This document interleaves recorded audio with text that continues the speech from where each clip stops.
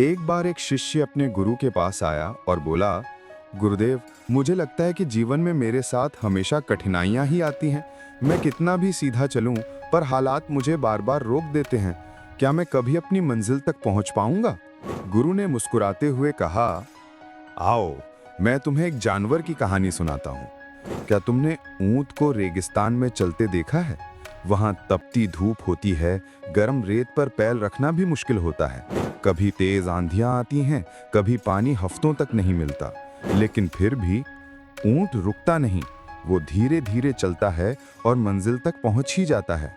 अगर ऊंट सोच ले कि रेत गर्म है, तूफान है, मैं हार मान लूं, तो वो कभी अपनी यात्रा पूरी नहीं कर पाएगा। लेकिन ऊंट धैर्य रखता है, अपनी पीठ पर बोझ उठाता है और धीरे धीरे आगे बढ़ता है।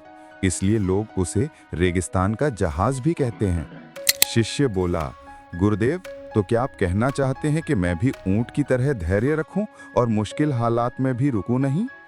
गुरु मुस्कुराते हुए बोले, हाँ बेटा, जीवन का रेगिस्तान चाहे जितना कठिन हो, अगर तुम ऊंट की तरह धैर्य और संकल्प से चलते रहे, तो तुम्हें मंजिल तक पहुंचने से कोई नहीं रोक सकता।